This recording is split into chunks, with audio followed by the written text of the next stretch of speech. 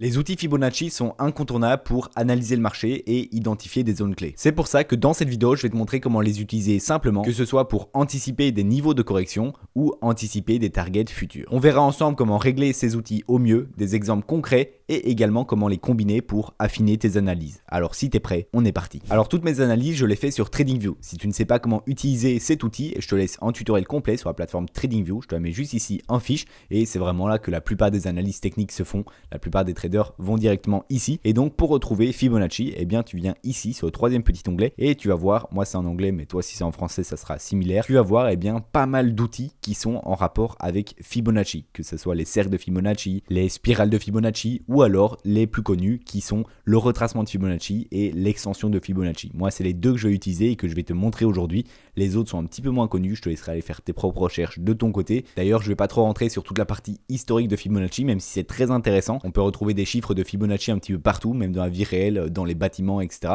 Mais ici on va vraiment se concentrer sur l'analyse technique. Et donc comme je te disais, on va utiliser les deux outils ici. Tu peux mettre la petite étoile pour les retrouver en favori. Donc tu auras une barre comme ceci avec tes outils favoris et on peut voir que les deux, donc le retracement de Fibonacci et l'extension, se trouvent juste ici. On commence d'abord par le retracement de Fibonacci. Donc lorsque tu vas cliquer sur ton écran, tu auras voilà un outil comme ceci qui va s'ouvrir et lorsque tu cliques une deuxième fois, eh bien tu auras un affichage comme ceci sous forme de niveau. Alors ça peut paraître un petit peu compliqué au début, mais tu vas voir, il n'y a rien de très sorcier. Si tu double-cliques, eh bien tu vas voir une fenêtre qui te met tous les paramètres de Fibonacci. Là, mon Fibonacci, normalement il devrait être comme toi, c'est celui par défaut. Alors moi je vais pas faire énormément de changements parce que je suis habitué à voir pas mal de niveaux et voir directement les niveaux importants. Mais si tu veux simplifier un petit peu en enlevant certains niveaux, eh bien je te conseille de garder les 0.382, les 0.5, les 0.618 et le reste en soi tu peux enlever. Moi personnellement les niveaux au-dessus du 1, actuellement je vais l'enlever parce qu'ils vont plus me déranger qu'autre chose et comme ça nous laisse ici le Fibonacci entre les 0 et les 1, à savoir que comme je te l'ai dit, les niveaux les plus importants ça sera 0.382, 0.5 et 0.618. On verra par la suite en fonction de quelle situation il faut utiliser tel ou tel niveau. Ensuite si je viens plus loin, il y a tout ce qui est background, ça c'est plus un style personnel. Moi je préfère mettre en valeur ici comme ça par exemple j'ai les 0.5 au lieu de mettre en pourcentage où j'aurai 50%. Ça c'est personnel, ça change pas grand chose. Et les prix, j'aime bien voir le prix ici de l'actif à côté. Comme ça je peux directement savoir si par exemple je dois mettre voilà des ordres limites, je peux directement voir le prix. Et ici au niveau du texte, tu peux le décocher, c'est si jamais tu veux mettre des textes à certains niveaux, mais ça sera pas très intéressant. Et le dernier petit niveau juste ici, il est quand même assez important, c'est savoir si tu veux que ton Fibonacci il réagisse en termes logarithmiques ou non. Donc je pense que tu le sais, ici tu as un petit L, ça te permet de voir le graphique en logarithme ou non. Et donc si tu actives cette petite case, eh bien tu verras des niveaux qui sont différents. Moi personnellement, je te recommande de ne pas l'activer. Ça peut être pertinent si tu es vraiment sur des grosses time frames, par exemple en weekly, et que tu veux analyser un cycle entier. À ce moment-là, c'est parfois plus simple d'être en logarithme, mais ça, je te laisserai tester par toi-même. Dans l'ensemble, on va le désactiver. Après, pour le reste, tu n'as rien à toucher. Tu peux simplement mettre OK. Et donc, voilà notre Fibonacci. Tu peux également changer les couleurs si tu veux, ou mettre un petit peu plus d'opacité, moins. Tu peux également ici changer pour que ça soit moins visible ou plus visible. Moi, je laisse en 2 points, ça me paraît très cohérent. Ça, je te laisse gérer de ton côté. Et si jamais tu as fait une erreur et tu veux revenir au mode par défaut, tu viens ici sur les 4 petits carrés et tu appuies ici sur appliquer la template par défaut. Et donc, ça va te remettre la template par défaut. Donc, maintenant qu'on a notre Fibonacci, je vais d'ailleurs, pour l'exemple, enlever les zones que j'ai dit. Je vais garder le 382, 0.5 et 0.618. Je garde simplement ces 3 zones-là. Ça va être les 3 zones les plus importantes parce que dans 80% des cas, c'est dans ces zones que le prix va se retourner. Maintenant, comment savoir sur quel niveau le prix va s'arrêter? Eh bien, donc là, j'ai pris comme si c'était une correction. C'est-à-dire que je l'ai tracé avec des niveaux comme si voilà, le prix avait monté et que là, on attendait une correction. Alors, tout dépend de la puissance de l'actif. Si un actif est très puissant, eh bien, il aura une correction qui est assez faible parce qu'il y a beaucoup d'acheteurs contre les vendeurs qui n'ont pas énormément de puissance. Donc, dans ces cas-là, on va souvent venir au 0,382, c'est-à-dire une faible correction avant de repartir. Par contre, s'il y a un petit peu plus de force, et ça, c'est la majorité des cas, ça va être la moyenne au niveau des 0,5 où on va venir faire une correction qui, donc 0,5, c'est-à-dire 50%, c'est-à-dire qu'on vient retracer 50% du mouvement précédent. Et ensuite, les 0,618, c'est si on a des corrections plus profondes et donc on viendra rechercher ces niveaux. Je te fais une petite interruption pour te dire que si cette vidéo te plaît, n'hésite pas à t'abonner, liker la vidéo et puis n'hésite pas à regarder cette vidéo aussi qui a une formation complète sur le trading d'1h30 de manière 100% gratuite sur YouTube. Donc je te la mets en fiche juste ici, n'hésite pas à aller la voir. Donc je te montre un exemple concret sur la paire ETH, donc ETH contre USDT. Et donc ce que je vais chercher à faire, c'est diviser un mouvement. Donc ici par exemple, je vois qu'on était sur une grosse tendance haussière, qu'on est venu jusqu'ici et que à partir de là, on a changé de tendance tout simplement parce que les hauts étaient plus bas que les précédents. Et donc on arrive sur un deuxième point, on repart peut-être par la suite je sais pas où on ira, mais voilà, ça reste dans cette idée de, on a une grosse jambe haussière qui nous amène jusqu'ici, ensuite on a une correction, et ensuite on repart. Et donc, imaginons que sur ETH, on soit voilà, vers ici, on voit qu'on a des points hauts qui sont plus bas que les précédents, donc on s'attend à une potentielle correction. Eh bien, on a envie de savoir jusqu'où est-ce que ça va aller. Et donc, pour ça, eh ben, on peut utiliser Fibonacci, donc retracement de Fibonacci dans ce cas-ci. On prend le point bas du mouvement, on va jusqu'au point haut du mouvement, et là, on a nos niveaux qu'on a configurés juste avant, et donc on peut voir que ici, pour ETH, on est revenu tester les 0.5 et on n'a pas été jusqu'au 0.618, mais donc on s'est arrêté dans cette box ici entre les 0.5 et 0.618. On a failli aller toucher, mais on n'a pas été. Donc voilà, ça reste une correction qui est assez habituelle. Et donc quand on voit que l'actif va corriger, on pourrait se demander où est-ce que ça va s'arrêter. Donc on pourrait placer en premier ordre ici au 0.382. On peut voir que d'ailleurs, si j'étends un petit peu pour avoir plus de visibilité, on peut voir qu'on est d'abord venu s'arrêter là-dessus avant de repartir. On est revenu attaquer les 0.382, on est reparti et c'est enfin à la troisième tentative qu'on a percé le support et qu'on a été beaucoup plus bas. Mais donc on peut voir que les 0.382 ont fait office de résistance pendant quand même un petit moment. Et donc ça aurait pu être intéressant de placer des ordres au 0.382 et également au 0.5. Alors oui, vous n'aurez pas le bottom parfait, mais c'est quand même mieux de placer des ordres en avant sur certains niveaux clés plutôt que de ne pas savoir où l'actif va s'arrêter. Maintenant, je vous montre un deuxième exemple encore plus concret qui m'a servi pour ouvrir des positions. Donc là, je suis sur le BGB USDT. On a eu une grosse poussée et donc une grosse force acheteuse. Et ce qu'on pouvait faire, c'était décortiquer ça, encore une fois, avec les retracements de Fibonacci. Donc là, je prends le point bas du mouvement jusqu'au point haut. Je peux voir qu'on est venu s'appuyer sur les 0.382. Donc je vois qu'il y a une force acheteuse qui est énorme. Et donc, qu'est-ce que je peux me dire? C'est lorsqu'on arrive sur un genre de point haut où je me dis, c'est potentiellement un point haut, je peux mettre des ordres à 0.382 parce que, on pourrait avoir le même schéma en fait qui se reproduit durant toute la montée. En fait, dès qu'on va avoir des corrections, on sait que les corrections précédentes étaient assez faibles et qu'on est venu au 0.382, donc c'est fort probable qu'on reproduise le même schéma et qu'à chaque fois les baisses ne soient pas très puissantes mais nous permettent d'avoir des super points d'entrée. Et donc c'est exactement ce que j'ai fait. J'ai pris le point bas du mouvement, le point haut, et donc ici on peut voir qu'on va jusqu'au 0.382. On est même venu, si j'étends ici le mouvement, on est même venu ici toucher les 0.5 un petit peu plus loin. Donc ça peut toujours être très intéressant de diviser ces ordres, mettre un petit ordre à 0.382 et puis mettre un ordre un petit peu plus conséquent à 0.5 et pourquoi pas en troisième ordre à 0.618 si jamais le cours va corriger plus bas. Et donc ensuite, je peux également encore aller plus loin et refaire la même chose. Donc ici, je reprends en Fibonacci, je reprends le point bas du mouvement, je vais au point haut et là qu'est-ce que je vois? Encore une fois, on vient chercher tout juste les 0.382. Si j'étends, hop, et donc c'est des super points d'entrée. Là je vous montre sur ce graphique, mais donc ça veut dire que dès que vous voyez des actifs qui ont comme ça une sorte de récurrence à venir chercher certains niveaux, ça peut être super pertinent. Parce que là, si vous êtes trader, ça fait vraiment des points d'entrée qui sont optimisés et votre stop loss vous pouvez le mettre un petit peu plus bas, soit en dessous des 618, soit voilà à certains niveaux précis, mais donc ça fait des entrées qui sont parfaites et ça je peux encore le continuer longtemps. Si je reprends encore une fois en retracement, que je remonte le mouvement, ici, il me semble qu'on a été chercher un petit peu plus bas. Hop, j'étends un petit peu pour que ça soit plus visible. Voilà, ici on est venu chercher les 0.5. Mais voilà, dans l'idée, ça reste quand même à chaque fois la même chose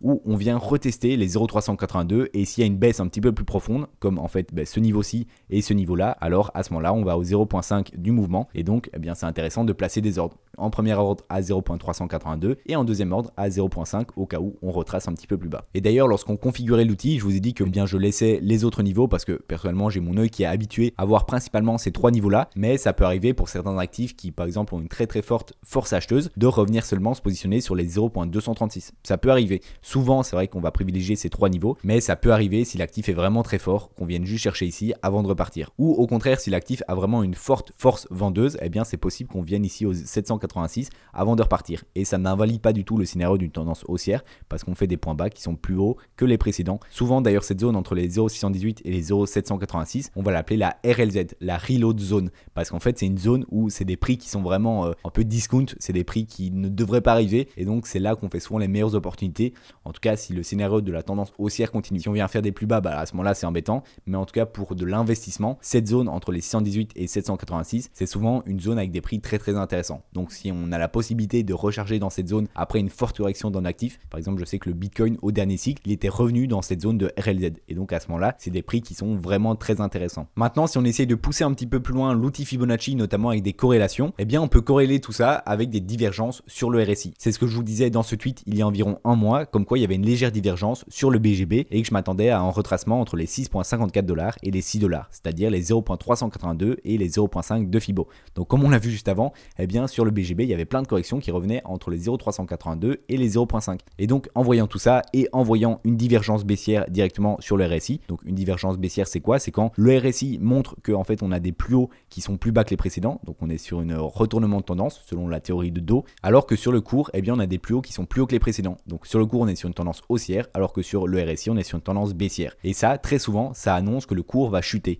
parce que c'est toujours le RSI qui a raison. Le RSI c'est la force acheteuse, donc c'est un peu le vrai cours du prix. Et donc à ce moment-là, je me dis, on est potentiellement sur un top de marché. Quelle zone est-ce qu'on pourrait aller rechercher? Donc à ce moment-là, j'ai tracé un Fibo et j'ai vu cette zone entre les 6,54 $ et les 6 $ sur laquelle on pouvait venir rebondir. Et maintenant, si je reviens sur le graphique, eh bien c'est exactement ce scénario qui s'est passé.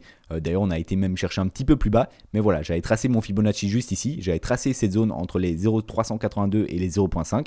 On est revenu chercher, on a d'ailleurs été un petit peu plus bas comme je t'ai dit, et puis là on est en train de repartir. Donc ça a été quelque chose de très positif où j'ai placé en premier ordre au 0,382 et en deuxième ordre au 0,5. Donc j'ai pas eu le bottom parfait, mais j'ai eu des niveaux qui étaient vraiment pas mal. Et d'ailleurs ça m'a permis de vendre un petit peu de BGB quand j'ai vu ces divergences baissières et de réaccumuler à deux niveaux au 0,382 et au 0,5. Et donc pour voir les divergences sur les RSI, tu as simplement à aller ici dans indicateur, rechercher RSI, Relative Strength Index, donc c'est ça, et il y a une page qui va s'ouvrir comme ceci. Moi d'habitude le RSI je vais venir ici pour le configurer et enlever tout ce qui est Moving Average. C'est la petite ligne jaune là qui me sert pas à grand chose et comme ça je peux vraiment voir les divergences. Alors la divergence que j'avais vue, je l'avais vue en 1 heure, donc c'était pas une divergence qui est énorme parce que plus on va diminuer les time frames, moins et bien ça doit avoir de poids dans notre analyse parce que c'est sûr que si on regarde en 5 minutes et qu'on voit une divergence en 5 minutes, ça représente pas grand chose. Mais voilà, j'ai quand même vu cette petite divergence comme je te l'ai montré sur mon Twitter où eh bien ici on peut voir qu'on a des hauts qui sont plus hauts que les précédents alors que sur le RSI on a des hauts qui sont plus bas que les précédents. Et donc cette divergence, eh bien c'était en top au niveau du BGB vers les 8,5 $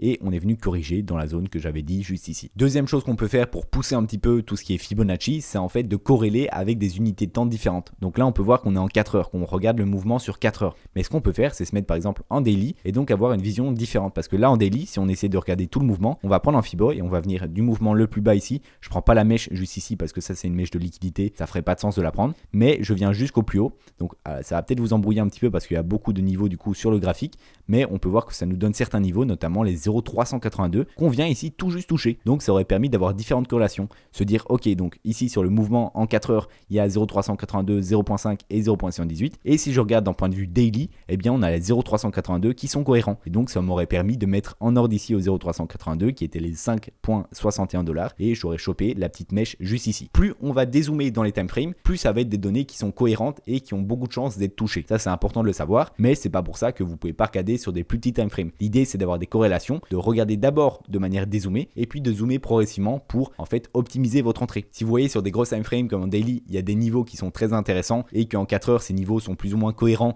avec votre analyse, eh bien ça vous rajoute des confirmations pour rentrer en position. Ensuite, voyons voir l'extension de Fibonacci. Donc ça va servir sur 3 points. Vous allez cliquer sur un point bas, puis un point haut, puis un deuxième point bas. Normalement, ça s'utilise comme ceci. Et donc, ça va vous donner certains niveaux, notamment les 1.618, les 2.618, 3.618 et 4.236. Ça va être des niveaux en fait de target. Donc, moi, je vais souvent utiliser cet outil pour des grosses time frames, souvent en daily, voire en weekly. Et ça va me permettre d'avoir des tops sur des altcoins ou des cryptos qui n'ont pas d'historique en fait. Par exemple, je sais pas moi, Bitcoin, eh bien, au-dessus des 100 000 $, il n'y a pas d'historique. Donc, ça va être cohérent de prendre cet outil pour avoir des targets sans avoir d'historique de prix. Parce que c'est compliqué de se dire où est-ce que le Bitcoin peut s'arrêter pour ce cycle. On n'a pas d'historique, on n'a pas de résistance ou de niveau qui serait important. Et c'est pour ça que moi je vais m'aider de Fibonacci, de l'extension de Fibonacci pour avoir des niveaux. Au niveau de la configuration, je vais rien changer, je laisse comme ceci en sachant que le niveau le plus important, ça va être les 1.618. Surtout sur Bitcoin par exemple ou Ethereum. Maintenant sur des cryptos qui ont moins de market cap et qui peuvent donc plus faire de performance, c'est pas étonnant de voir la crypto aller au 2.618 ou 3.618 voire 4.236. Mais moi je conseille toujours en tout cas de sortir une partie des bénéfices au 1.618 qui est vraiment le niveau le plus important en termes de sortie. Et donc ici, si je fais un exemple directement sur Bitcoin où je prends une extension de Fibonacci et je regarde quel target on pourrait atteindre sur Bitcoin sur ce cycle, eh bien je vais prendre donc le bottom du dernier mouvement, donc là c'est en 2018, le top du précédent mouvement également, donc en 2021, et puis le bottom de ce mouvement. Et donc ici, ça me donne certaines targets, notamment les 1.618 aux 122 000 $, et ensuite les 2.618 au niveau des 187 000 $.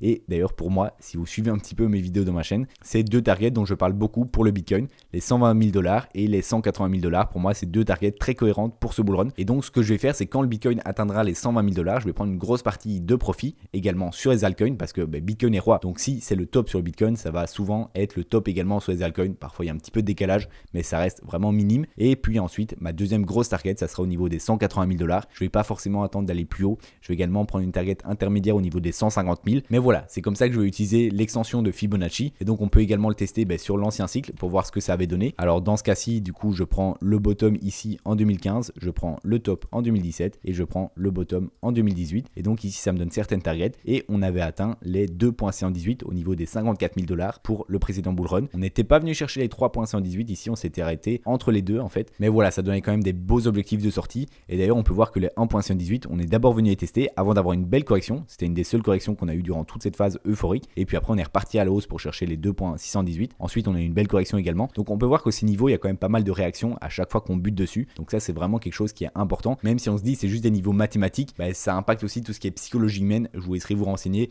mais c'est vraiment assez large comme sujet. Mais moi, c'est des niveaux en tout cas que je vais beaucoup respecter pour ce bull run. Et donc sur les altcoins, c'est exactement la même chose. Là, je suis sur Solana, donc en weekly, c'est des grosses time frames. Et d'ailleurs, souvent les altcoins, on va avoir une grosse bougie comme ceci. La première bougie, ça va être en fait des bougies de liquidité. Donc ça, je vais éviter de la prendre parce que sinon, ça fait plus de sens. En fait, on prend à 0,21 centimes, alors que voilà, le bottom, il est plus ici. Après, ça va pas changer énormément au target, mais moi, je préfère en tout cas toujours ne pas prendre la première bougie de liquidité, mais prendre la suite. Et on prend toujours les mèches quand c'est Fibonacci. Ensuite, je viens au top de 2021 et au bottom en 2022. Et donc ici, ça me donne certaines targets, notamment les 1.118 à 427 $, les 2.118 à 687 $, les 318 à 947 et les 4.236 à 1100 $. Moi, ça m'étonnerait pas du tout quand Solana vienne autour des 1000 $. Donc 1000 $, c'est un chiffre vraiment très psychologique. Donc on pourrait s'arrêter avant, notamment aux 947 $. Ça me paraîtrait vraiment très cohérent, mais je vais déjà prendre une grosse partie de profit au niveau des 427 $, qui est le premier niveau de Fibonacci. Alors par rapport à maintenant, ça paraît plus énorme, c'est en 70% si je me trompe pas, voilà, en 70%,